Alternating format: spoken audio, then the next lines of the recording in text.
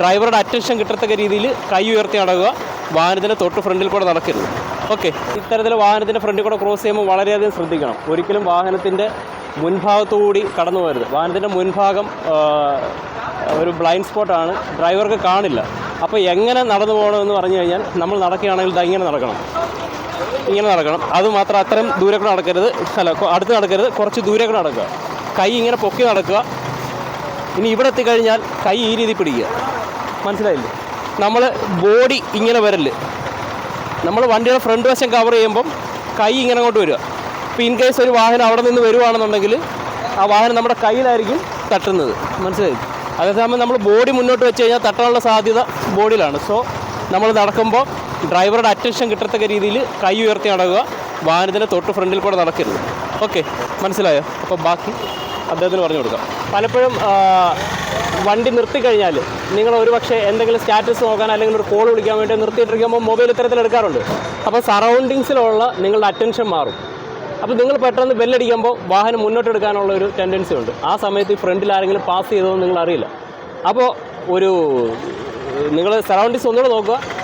ചെറിയ വല്ലാണ്ട് ഹോൺ അടിക്കരുത്, ജസ്റ്റ് ഒന്ന് ഹോൺ അടിച്ച് വളരെ സ്ലോയിൽ വണ്ടി എടുക്കുക. കഴിഞ്ഞ ദിവസം ഇത്തരത്തിൽ ഒരു വ്യക്തി ഒരു ട്രാൻസ്പോർട്ട് ബസ്സിൻ്റെ ഫ്രണ്ടിൽ കൂടെ പാസ് ചെയ്ത് പോയപ്പോൾ അദ്ദേഹത്തിൻ്റെ മുകളിൽ കൂടെ വണ്ടി ഇറങ്ങുന്ന ഒരു സിറ്റുവേഷൻ ഉണ്ടായി.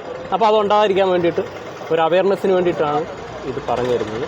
അപ്പോൾ ക്രോസ് ചെയ്യുന്നവരെ പ്രത്യേകം ശ്രദ്ധിക്കുക. ചിലപ്പം മുമ്പിൽ കൂടെ അല്ല പുറകിൽ കൂടെ ക്രോസ് ചെയ്യാൻ സാധ്യതയുണ്ട്. അപ്പോൾ മുന്നോട്ട് എടുക്കുമ്പോഴും പുറന്നോട്ട് എടുക്കുമ്പോഴും വളരെയധികം ശ്രദ്ധിച്ച് വേണം വാഹനങ്ങൾ എടുക്കാൻ വേണ്ടിയിട്ട്.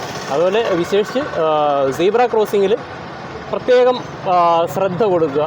ആരെങ്കിലും ക്രോസ് ചെയ്യാൻ നിൽക്കുന്നുണ്ടെന്നുണ്ടെങ്കിൽ അവർ കൈ ഉയർത്തി കാണിക്കുകയാണെങ്കിൽ ഇൻ അഡ്വാൻസ് ആ ലൈനിൽ തന്നെ വാഹനം നിർത്തി കൊടുക്കുകയും വേണം.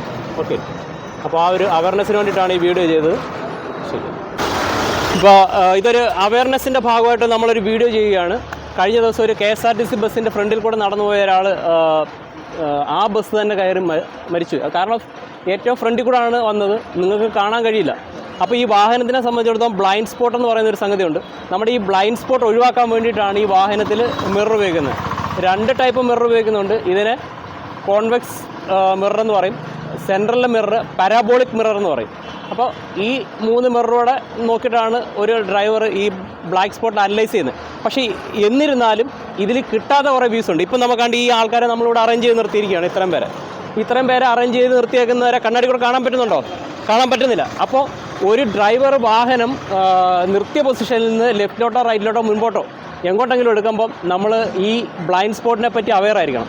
അപ്പോൾ ആ ബ്ലൈൻഡ് സ്പോട്ട് കുറച്ച് കണ്ണാടിയിൽ കിട്ടും, കണ്ണാടി കിട്ടാത്ത ഭാഗമുണ്ട്. അതെന്ത് ചെയ്യണം? നമ്മൾ തലയൊന്ന് തിരിച്ച് ബാക്കിലേക്ക് നോക്കി ആരെങ്കിലും ബ്ലൈൻഡ് സ്പോട്ടിലുണ്ടോയെന്നൂടെ അല്ലെങ്കിൽ ഏതെങ്കിലും വാഹനം വരുന്നുണ്ടോയെന്നൂടെ നോക്കിയതിന് ശേഷം മാത്രമേ നമ്മൾ വാഹനം ലെഫ്റ്റിലോട്ടോ റൈറ്റിലോട്ടോ മുന്നിലോട്ടോ തിരിക്കാൻ പാടുള്ളൂ. അപ്പോൾ ബ്ലൈൻഡ് സ്പോട്ടിനെ പറ്റി അവെയർ ആയിരിക്കണം. നമ്മുടെ ഈ വണ്ടിയെ സംബന്ധിച്ചിടത്തോളം ഈ വണ്ടിയിലുള്ള എല്ലാ പില്ലേഴ്സും ബ്ലൈൻഡ് സ്പോട്ടായിട്ട് ആക്ട് ചെയ്യും. ബാക്കിലോട്ട് നോക്കിയാൽ ഒന്നും കാണില്ല.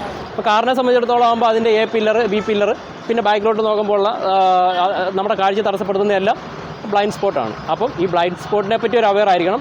എപ്പോഴും വണ്ടി എടുക്കുമ്പം വാഹനത്തിൻ്റെ പുറകോട്ട് എടുക്കുമ്പോൾ പുറകിൽ ആരെങ്കിലും ഉണ്ടോ എന്നുള്ളത് ഒന്നീ കണ്ടക്ടറെ വെച്ച് പ്രത്യേകം ശ്രദ്ധിക്കുക.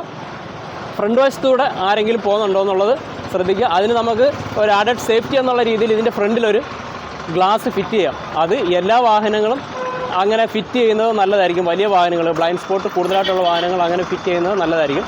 ഇതൊരു അവയർനെസ്സിന് വേണ്ടിയിട്ട് ചെയ്തതാണ്. ഓക്കെ.